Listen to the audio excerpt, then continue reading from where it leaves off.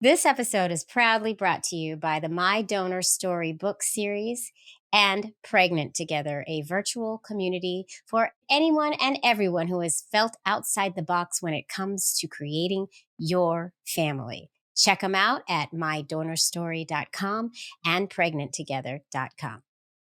Love is love on the Queer Family Podcast. Love is love. Our state does not honor child custody in wills. This is why every lawyer I've ever spoken to on this show says, I don't care how confident you are with your family makeup, you get that second parent adoption because That's you exactly just right. don't know. Hello, and welcome to the Queer Family Podcast, y'all. The show all about family, but with gay.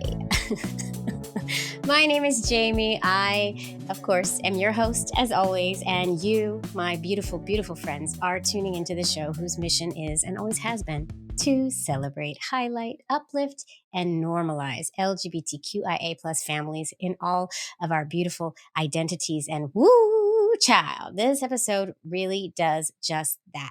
Before I get into who I sat down with, I do want to say a trigger warning. We do discuss some miscarriages in this episode. It's a small part of the episode, but I do want to let y'all know. So if you're sensitive to that, please take care of yourselves and take caution.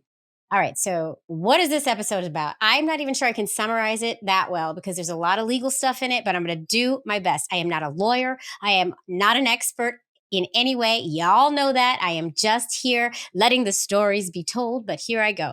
So I sat down with Megan, Taylor, and Jessica because I had received an email a few weeks prior to sitting down with them from Megan, and the subject line read as such.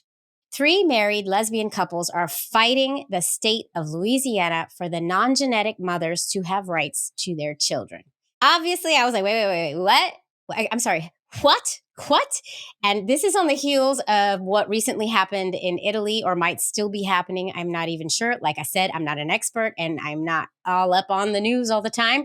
But in Italy, they were trying to take away the rights of non-bio moms. And so, of course, I open this email, I read it up, and basically these women were in the middle of a lawsuit. This one judge used some archaic paternity clause and stated that these lesbian moms don't have to adopt because of this paternity clause. There's no paternal person in any of these relationships. But anyway, like some archaic clause was used and their cases were all put on hold and they were not able to adopt their children, which, as we know, if you listen to this here show, it is very strongly advised by every legal person I have ever spoken to that the non-bio parent should adopt the child that they made with their partner, just to make sure we're all safe and sound and dotted and crossed and all the things tied, bow tied with the law.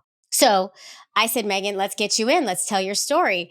Let's get you on here. And, you know, they thought this was going to be a really long, drawn out thing. And it was a really scary thing. And so when I sat down with them, they were really in the midst of it.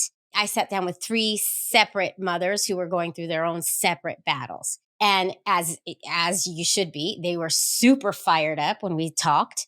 And then a couple weeks later, after we recorded, I got an email from Megan with some really great news, which nobody saw coming. Nobody saw the ending that was coming to be such a great turnout. But I'm going to try to summarize what happened. You're not going to hear this in the episode. You're only going to hear them in the midst of it. So I think it's important that you know that. But I also think it's really important that you should know that it has been updated and in the best way possible for LGBTQ families out there. So basically what happened was the appellate court asked their attorney to resubmit the appeal in a different format, which then allowed this court to judge on it.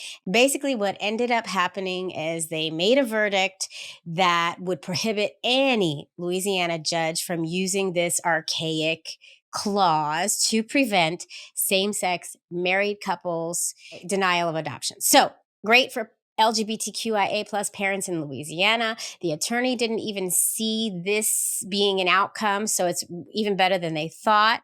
And it's a huge win for the entire state. So it's important you know that. Now you're going to go in and you're going to hear them in their struggle. And I'm going to let y'all know, I debated not sharing this just because it's all over and done with and everything is fine. And then I thought, you know what? No, this is the stuff. This is it. The struggle and the journey of what they just had to go through just to receive the same rights as those who are not LGBTQIA plus, right? Is that's the stuff. That's the point of this show. So I wanted you to hear their story and just go down that path with them for a little bit, because it really is upsetting and important. And then, what we need to do is share this with everyone we know who might not know about second parent adoption. Because if you don't have to do second parent adoption, chances are you don't know about it, right? So this might be a good way to explain to the family members in your life who don't get it what exactly is at stake here. And it's scary. The symbolism of this even being brought up and used in a court feels immense, and it feels like ominous, if you know what I mean. So take a listen, share it far and wide. That's what I'm asking. And, throw a little congratulations on my social media to the ladies, because they got a really wonderful verdict, and applaud them for getting fired up. I hope you all enjoy this here episode.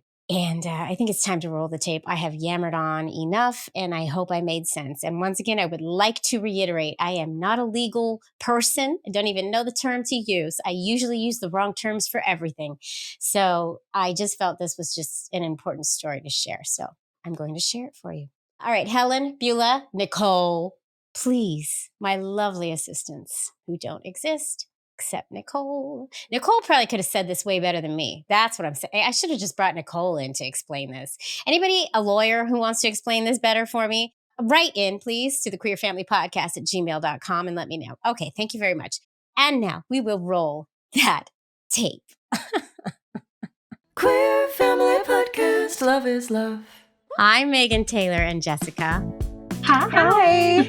Instead of me trying to nutshell exactly what's happening, let's just do a 30-second elevator pitch. If you can keep it to 30 seconds, and if you can't, I don't even care. But let's just tell people what you reached out to me about and why I just felt it was like so important to get this story out. Sound good? Yes. Okay, Yeah. So Megan, you're going to do it? Yeah, I'm ready. Okay, I'm just going to do a little countdown. Here we go. On your mark, get set, go. All right. So we're each one half of three lesbian couples who are being hit with something in Ouachita Parish in Louisiana. We all have sons. We all had sons via donors, either known or unknown, and conceived that way. And when we went to file for adoption, second parent adoption rights, the judge used a civil code that said we cannot do that because we have rights already. The problem is Civil Code Article 185 talks about a man and a woman. And so when other issues have come up, they can't honor that because we don't fall under that. So one of us is in the appeal process, one of us is waiting, and then I am waiting until my son is 6 months old. But all of our cases have been put on hold. Boom. Yes. Okay, go ahead. So to add to that, this is the opinion of one judge and one judge only, who believes that we already have rights due to this civil code. However, many other judges, I would go ahead and say many other judges do not believe that we have those rights. So if this judge does believe we have these rights, but let's say we go to divorce, or maybe one of our known donors comes to contest for custody of our child, this judge's opinion doesn't hold up in another court. And that's the issue. The sad part is it's happening in our, like, right down the hall. So like our judge that said, oh no, you don't need an adoption because you already have rights based on this civil code because you were married.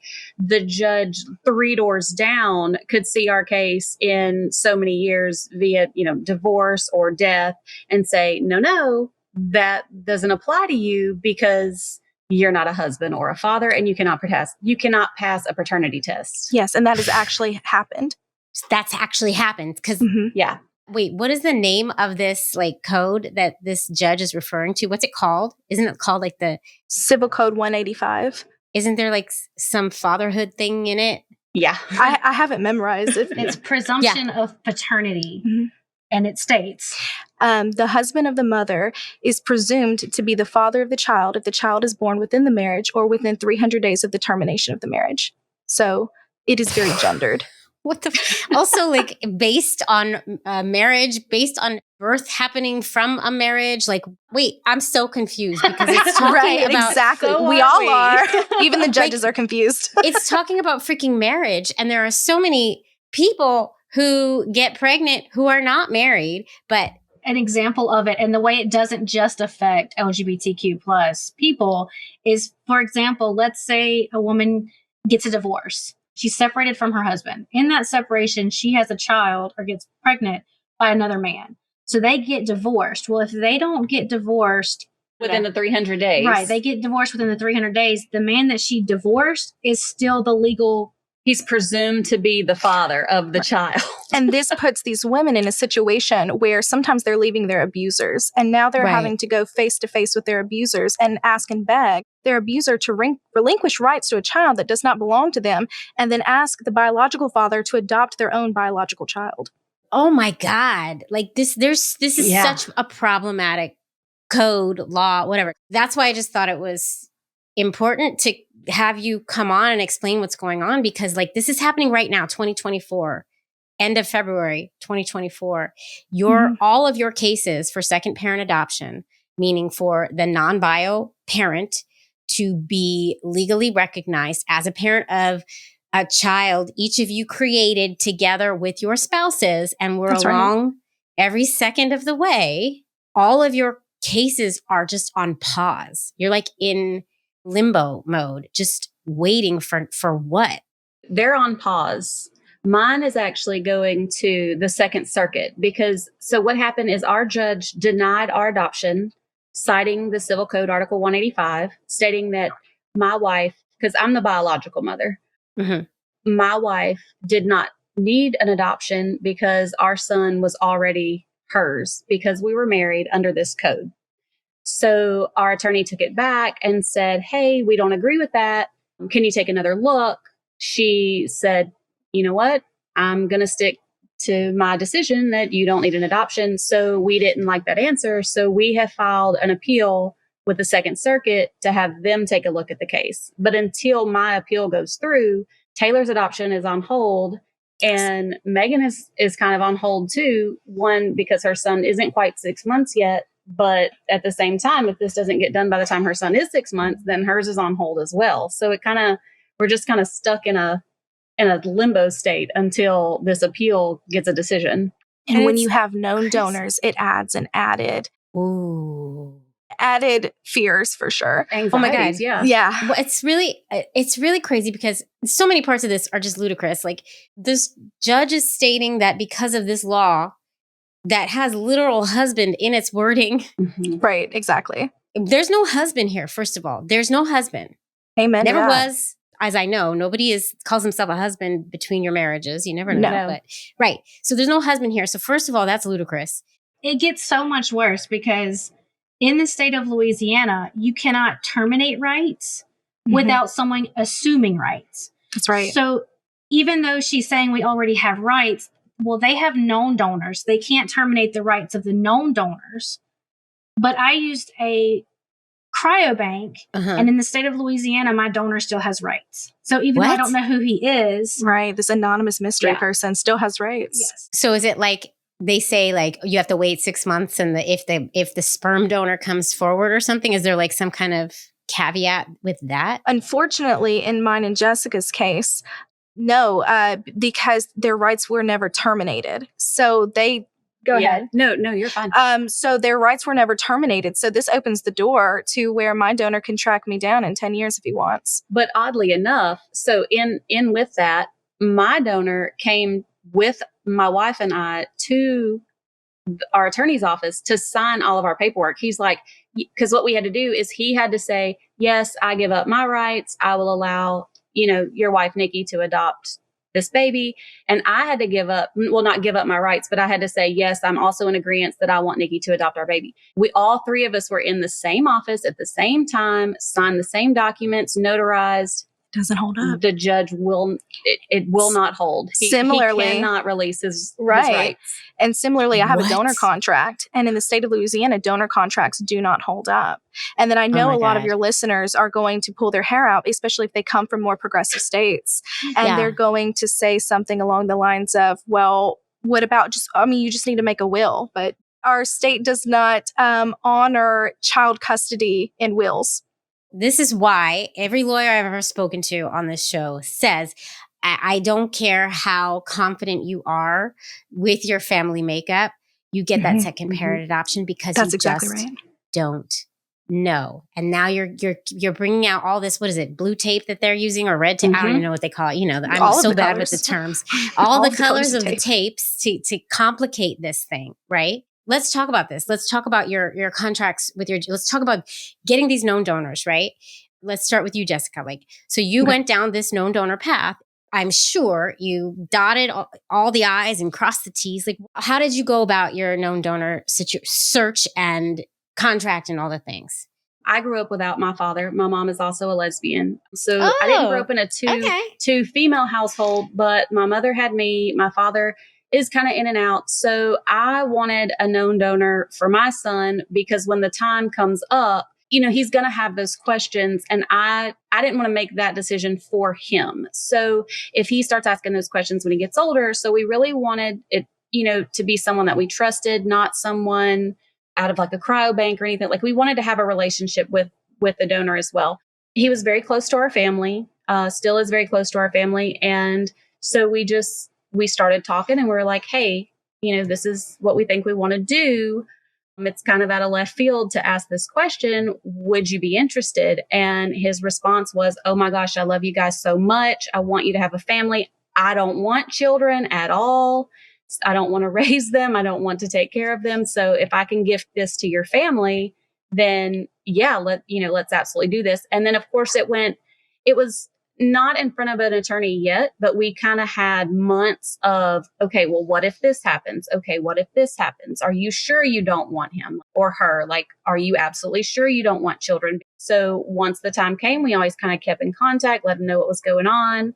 And when he reached 6 months, we were like, hey, we can go and we can sign your rights away. You don't owe me any money. You don't owe me, I'm not going to take you to child support, anything.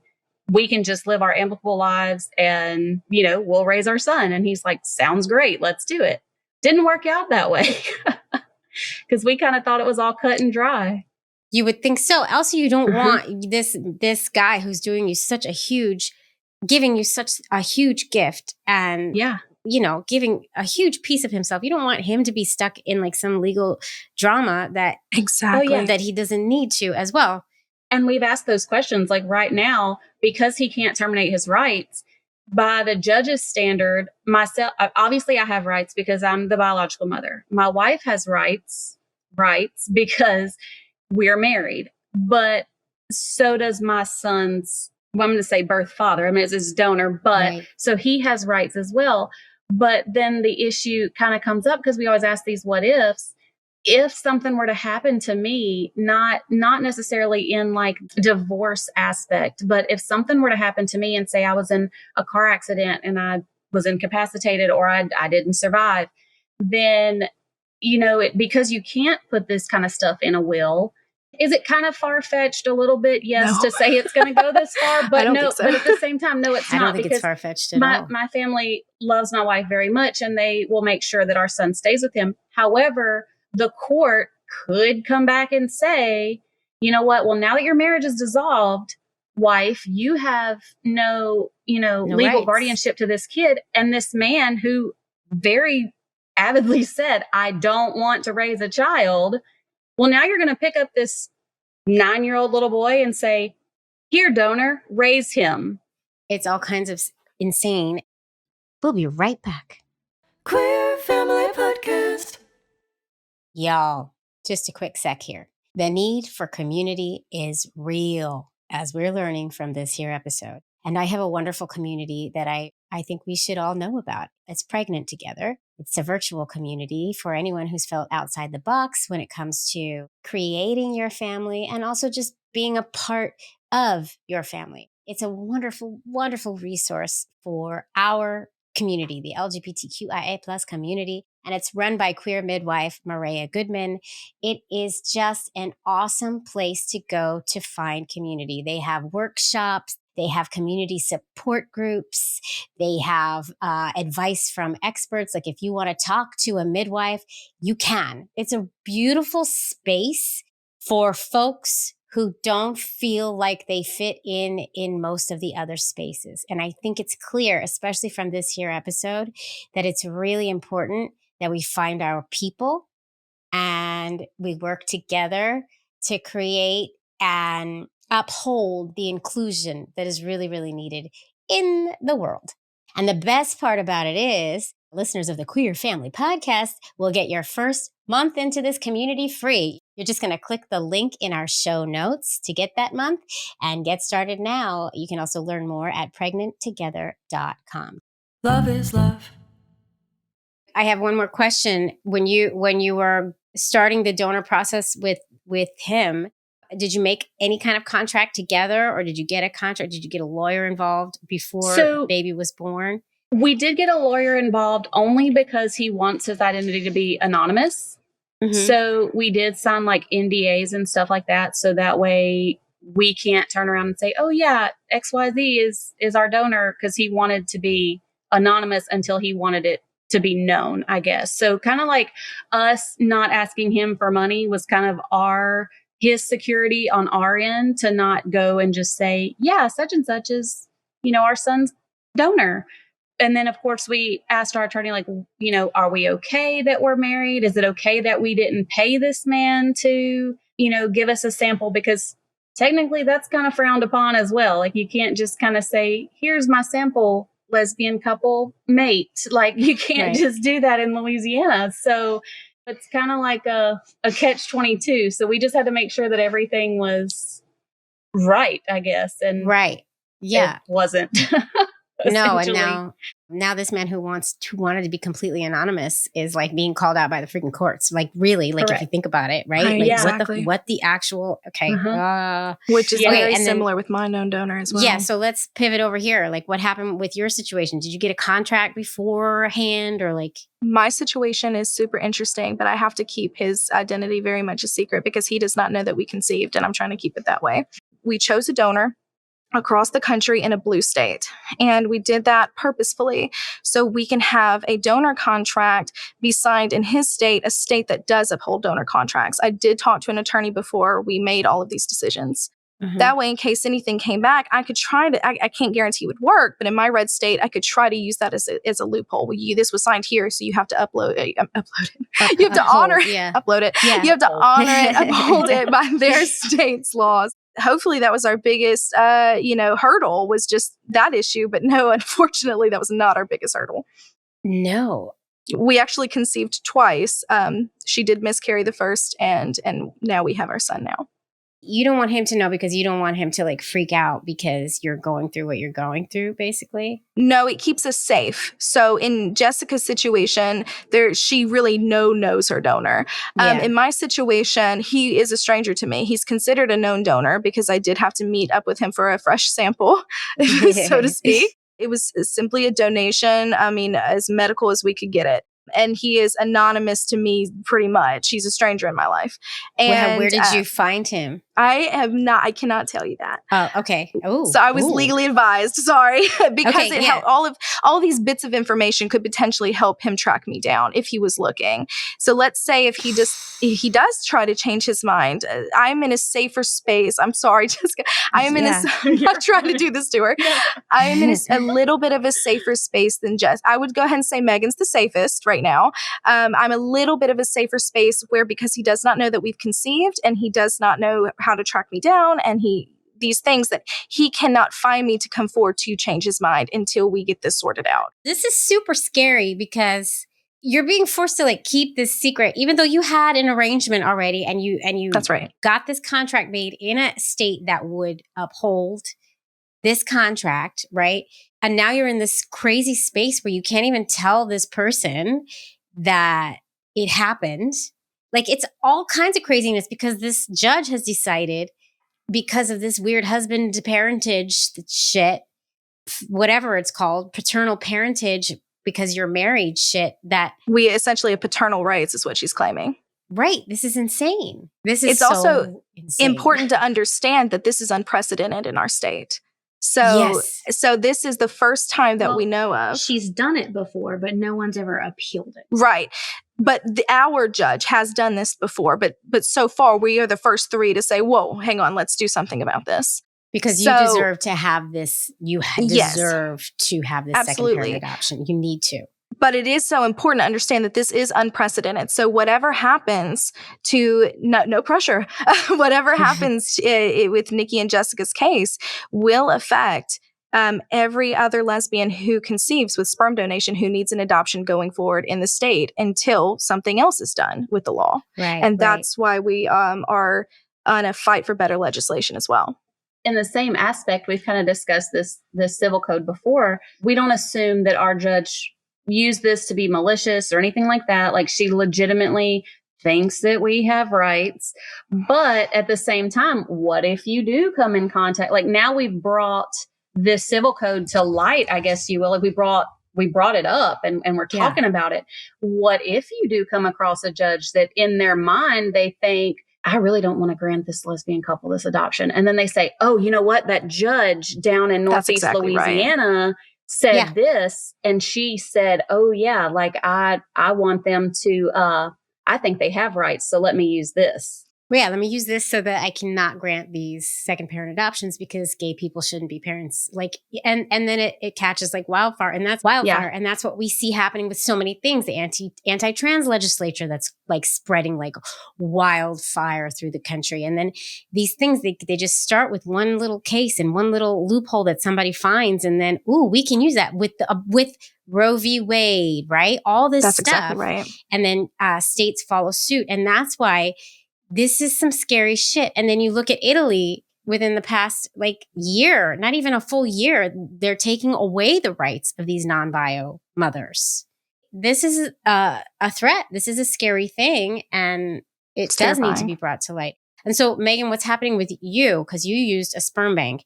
Can you just give the different nuances that are happening with your situation? And like, just so everybody can get like a good picture of where we are and what everything could mean, really. So I started trying to get pregnant myself way before I even met my wife. I started in 2013. So for me, I was trying to do it alone. And unfortunately, after 10 years and I've lost 5 children. I'm so sorry. That's okay. I have a beautiful son now. But my wife, I met my wife and we kind of paused a little bit and decided to go back. Even when I met her, I was like, look, that clock is ticking. I got to go. I got stuff to do. I got to be a mom. I had already chosen to use a sperm bank. And then we decided to continue going with that. We decided to do our IVF, which is reciprocal IVF. That also makes this insane. Yeah, keep going because this is crazy. Well, the way it was explained to me, and we had such a hard time finding a lawyer because it's so, there's no specific law. There's no specific way that this is handled in the state of Louisiana. So I never could get an exact answer as to which was the better way. And as we see, there's really no good way to do it. Anyway, so I was told that there was the rule of 3 in Louisiana that they try to go by. As long as you're 2 of the 3, then you'll get parental rights. You can intent to parent, carry, and then genetics. So if it was genetics and intent to parent, then that person would have rights. Then if I carried and had the intent to parent, then I would have rights. So that's what we did and why we did it the way we did. You carried, right, Megan? No, that's what we tried to do. And so what happened was I could get pregnant, but right at the second trimester, I would miscarry every time. And then what was happening, and this is a little TMI, sorry guys. But my body would keep them alive, but they would not grow. So then they would start to decay. That's so terrible. And so I would have to have an abortion every time. Yeah. Because I just couldn't. They weren't viable. But then the Roe v. Wade was overturned. And I was like, oh my God, what happens if that happens again? And so our doctor was like, look, it's time anyway, with everything going on, we need to find a different path. And so my wife ended up carrying, and she had an amazing pregnancy, and we have an amazing child. But I am a non-bio mom. And so So you don't have 2 of the things. I don't have 2 of the things. I'm also wondering if you had gone down if that route had worked where you carried her egg, she had the intent to parent and the biological connection, if that would still hold up or if loophole would have been found for that too. Like, I'm just wondering because you find all these things and you're looking at the law and you're saying, okay, well, we fit this, we fit this, we fit this. This is going to go fine for us. This is going to go right for us. And it seems like in every single instance, there's a loophole. It's just not going to happen. I founded a nonprofit here, NELA Pride. It's Northeast Louisiana Pride, and it's to improve and enrich the lives of the LGBTQ plus here in our area. And we had an event last week, and I'm trying to and I'm trying to convince people to go vote, and I'm trying to convince people get involved and it's great to be an ally, and we love and appreciate our allies. We need our advocates and we need our activists. We need people to move past allyship. Yeah. Mm-hmm. And this woman raised her hand and she was like, look, I'm not trying to be an asshole to you, but what is the point? And she was like, we have a super majority. We're in a deep red state, deep South, hardcore red state. What is the purpose?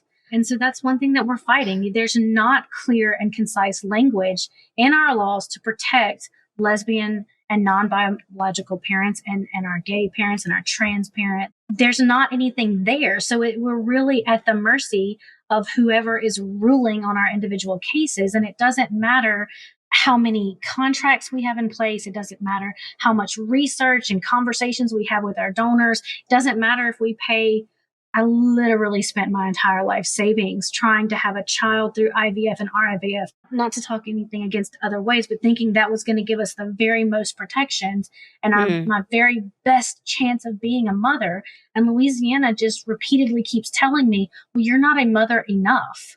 You hear, you don't know what love is until you're a mom. Well, Right. When do I get to be a mom? I didn't get to carry. They don't have my genetic material. And now our government is saying, you're still just not mom enough. So when do I get to be a mom? To add to it, we have to sign on the father line on the birth certificate, just to add to it, add to a kick in the gut to what she's saying. We have to sign when we get married. We are the groom. I'm the groom. I'm the groom. When we get married, when we have children, I'm the father. She's the father.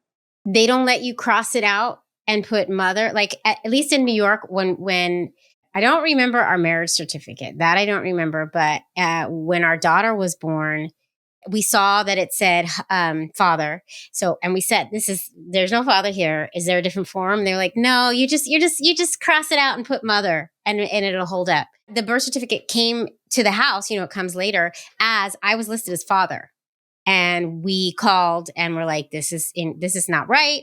We are two mothers. And we did eventually get it changed. However, the person on the phone, the clerk or whoever, gave us shit for it and questioned us and was like, well, are you married? My wife was on the phone. Actually, yes, we are. And also that doesn't matter. And then she said, well, do you have a marriage certificate? Yes. Okay. You need to mail me a copy. I can't do anything. Right. So we had to go through some hoops, but it sounds like we're just moving backward. This was in 2013. 2024. Right. Wait, by now, things should be totally, totally different in a better way. That's right. Not this way. So the thing I've always heard, we're a decade behind the bigger cities down here, but I'm going to quickly just experiences that I've had. So we had a big wedding planned. I tested positive for COVID 2 days before our wedding, so we had to cancel the wedding. So then my wife surprised me. My then fiance surprised me after we got better, and she surprised me with an elopement package. And we were going to go. She planned the whole thing in Arkansas. We ended up going to 6 courthouses in Arkansas before we found someone who would write our marriage license in 2021. 2020. What? And it was always a reason past. It wasn't, I'm doing this not because of that, but, I'm so sorry. We're closing. Closing. They right always now. seem to have a reason, don't they? We're closing for lunch. Oh, COVID. Oh, I'm so sorry. We just heard that we're having to close our courthouse back up for COVID. We went to so many places. We just went up the state of Arkansas, going from town to town into courthouses until we finally got our marriage license, because we had to get it the day before in the state of Arkansas. Same thing when I went to get my name changed for my driver's license, which still COVID plexiglass. And she was so nice. And, I'm getting my name changed. Congratulations. Everything was wonderful. I slide my marriage license under the plexiglass. She clocks that it's Amanda and Megan, immediately changes and slides it back. I was like, I'm not going to be able to do that. I love this story. Yeah. And so I slide it on back. I'm like, let's go ahead and try, I love her. Let's go ahead and try. We're going to try Like that again. the world. We go to have my son and we're checking them in, and she's like, oh, so this is your mom talking to Amanda about me. And she's like, no, that's my wife. And the woman was like, no, that's your mother. No, that's my wife. Like, and it was just this God. awkward, like, is she really not understanding, or is she trying to like, Or is she just hint, wink, wink. And then I hear that they do it the other things. And then we have horror stories from other lesbian moms in our area who, if you didn't have all the paperwork, like you said, they don't tell you, but if you don't have your marriage certificate and you don't do it before the child is born and you don't have it on file before the child is born, then you don't get to be on the the birth certificate. So funny enough, in the hospital, when I gave birth to my son, the hospital's maybe about 15 minutes from our house. So me and my wife were there. We're loving. We have our new baby. Like, we're so happy. So the office calls to get the names for the birth certificate. And they say, what's your name? Where were you legally born? Yada, yada. So I give them all my information. They say, okay, what's your husband's name? And I was like, well, my wife's name is Kristen. We all call her Nikki, but legally she goes by Kristen. And I said, is it going to be a problem putting her on the birth certificate? And they said, are you legally married in the state of Louisiana? Like, it wasn't even, are you legally married? It was, are you legally married in the state of Louisiana? And I said, yes, we are.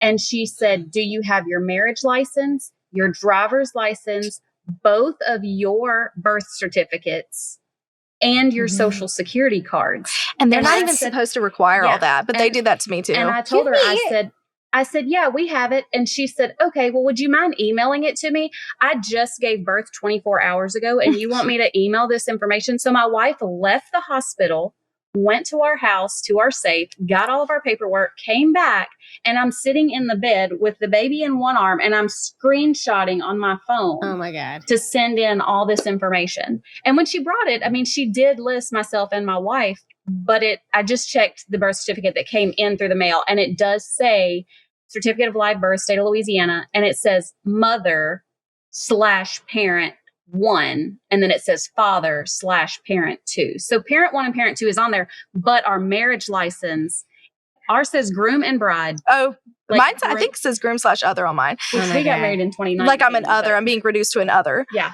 Right. I mean, it's crazy because don't try to tell me that the teenagers who end up getting accidentally pregnant and going to the hospital, don't tell me those boys don't get put on the birth certificates who are not married to the girls. Let's be real here. That's something you don't have to have a marriage certificate to be put on a birth certificate. It's all and you have to be legally bullshit. Married in the state of Louisiana. Like, oh my God. Calm down. This is crazy. We'll be right back. Queer Family Podcast. Hey folks, I just wanted to pop in real quick in the middle of this story here, because if there's anything we're learning from this story is that there's not enough representation for families like ours out there. I have a wonderful resource for all of y'all who want the representation of your families or other families that are different than yours in your homes. The My Donor Story book series by Sharon Leah is a wonderful series of children's books that lovingly explains donor conception and uses simple language to illustrate the basic concepts of genetics. It's wonderfully done. They have different versions for different family makeups. And what's beautiful about it is parents can pick their conception type for each family. So if you're a 2-mom family who used a donor egg and donor sperm, you can find that. If you're a 2-dad family who used a surrogate and an egg donor, you can find that too. Like, for instance, that's Caleb's story. We have that one. And I personally have a wide array of them because I think it's important that my children know about families that look like theirs, yes, and also families that look slightly different from theirs, right? It's all about inclusion. So check them out at mydonorstory.com, and you can also find them in Amazon, and they're a wonderful addition to your children's library. Okay, back to the story. Love is love. She had every right to interpret the law the way she did. The problem is, why do we have this ambiguous, outdated, as Megan says, archaic law on the books? That's the problem. We're never going to be able to get, and maybe she is a bigot all day long, and maybe she's not. We'll never know. But hypothetically, even if she is, we have a system set up so she can be all day long. So we're never going to be able to get rid of all the bigots of the world. But we can change the system if we are a part of the system. But I think also so often people's answer to us is, in this is on both sides of the aisle. We get it here. If you don't like it here, then move. And on the other side of the fence, well, I live in a progressive state, and this is why I moved to a progressive state. And that's fabulous for you, but you're not helping us. That rhetoric of that conversation is not helping us, because so your implication is that half of America doesn't deserve rights because we didn't choose to move. We can't move. And maybe I like it here. It's crawfish season right now. And we just had Mardi Gras. Come on now. And so I want to be here, but I say it all the time. I'm not running away from this. My community deserves rights. My friends, I have two best friends. Shout out to y'all if you're listening.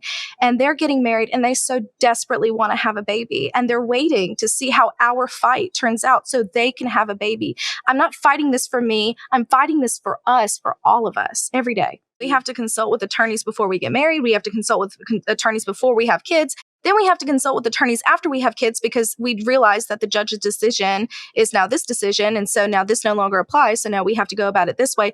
In where we live, it's just like you don't find love or have babies unless you have money for an attorney. And it shouldn't be that way. It shouldn't be that way. That's why change needs to happen. And that's why conversations like this need to happen. So like, what can people do? What can, those of us in progressive states and those of us who are not in progressive states, who are non-bio parents as well, and bio parents, and all over the place here. We're the queer families. We run the gamut, and our allies out there who listen as well. What can everybody do? What should we do? The first thing is talk about it. Talk about it. Have a conversation. Taylor actually opened me up to it, because yes, our case is going to the Second Circuit, but they're the activists. So I'm like, what do I do? How do I help? And Taylor, all the time, she's like, just open your mouth and speak. Like, tell the mailman what's happening. Like, when you go to work, right. Tell the person in the blue car parked in the handicap spot what's happening to your family. Like, just talk about it. The biggest fights started as conversations in someone's living room. Stonewall happened when people were fed up in a bar. The civil rights movement happened as conversations in kitchens and dens and living rooms and parking lots. And I'm here today to tell you that I'm sorry, but sometimes it's uncomfortable. But at Thanksgiving, you have to tell Uncle Jim that that's not okay. And I tell everybody it's all about even just microdosing the information, right? Like, I understand that not everybody wants to be super political on Facebook and things. I understand that. But respectfully, sharing valuable information is so important, because it does change minds slowly, but it does. And that's just one way. That's the whole reason why this podcast exists, because so many folks do not have any inkling of an idea what we go through to make our families. And then the amount of backlash that is thrown at families like ours is just insane. And if you just would sit and listen to our stories, our journeys, you're going to have some empathy and compassion about everything we did to get the families that we have. Right. And that's just, to your point, same thing, same. Like, these stories need to be told. These conversations need to be had, as difficult as they are. And they can be extremely difficult. And sometimes you really just can't fight with stupid. Right? Like, sometimes, like, there's no winning. And like, I don't know what to do in that situation. But I don't know. It's really hard. This is scary. Our oppressors want us to be silent, but we owe it to each other to keep telling our stories. And so for anybody who is in Louisiana right now, is either pregnant or about to start their family, what would you say to them? Like, watch out for choose your judge wisely. Like, what can you do? Unfortunately, you can't choose your judge. And in our parish, we only have one adoption judge. So we can't get this sent to another judge, unfortunately. Do your research. Speak to your legal team. Speak to a lawyer first, for sure. And don't take anything for face value. Just because you're told Oh, yeah. We've dotted all our I's. We've crossed all our T's. This is the open shut thing. Like, all we got to do is submit this paperwork. Nikki becomes mom. Let's go. Expect the unexpected right now in especially Northeast Louisiana. Be married. Hire an attorney. Take their advice. You can't just go out and hire any attorney. You need to hire an attorney with some type of background working with same-sex couples. You can't just, I mean, please understand that I understand politics and personal views are supposed to be left out of this, but unfortunately, sometimes it's not. You need an attorney that's going to fight for you. You need an attorney that's going to fight for you and your specific case. My attorney is kick ass. And so you we'll need reach out to you. Reach out to your local organizations. Like if you are local to us, we do have NELA Pride. There's people who are going to at least emotionally help you on your journey. It is scary right now to be queer. All over the country, doesn't matter where you are. As hard as it is sometimes, developing a community is the most important thing that you can do. You've developed an amazing community, and people need to not be scared to reach out and finding someone, even if it's one person, an organization. What's the worst thing that's going to happen if you send a Facebook message or an email? They don't respond, or they could reach back out and make a difference. Or even if you're not in Northeast Louisiana, you can always reach out to NELA Pride. The thing is, just expect the unexpected when it comes to queerness in any way. Let's not forget, like the more, and I'm doing quote unquote here, the more marginalized you are, even within the queer community, the worse things are for different folks even within our community. And so I guess the hope is that everybody finds community and everybody finds the resources they need. And that's why we're telling these stories. Thank you so much for taking the days off of work. Day. You just blew your whole mind. Thank you so much for having us. We appreciate it more than we could ever tell you. Yeah, no, not at all. This is great. And this is the whole reason, honestly, this is why I started the show, because of the things that we go through, right? And this is a big one. Wishing you all the best. You got this. Thank you. You got this. Queer Family Podcast. Whew. Well, folks, I hope you enjoyed that episode as much as I enjoyed it. And if you did enjoy it, feel free to listen to another or watch another. I have so many episodes for your listening or viewing pleasure. Just go pick one and enjoy. There's a lot. There really is. And also, if you really do like this show, please, I know I say it all the time, but please do consider supporting the show on Patreon. You're just going to go to patreon.com/The Queer Family Podcast. You're going to pick a tier, you're going to join, and you're going to get that bonus content. And you're also going to get my love and adoration for the rest of my life. I love you all. Thanks for tuning in. Keep on tuning in, and I'll see you next time. Mwah.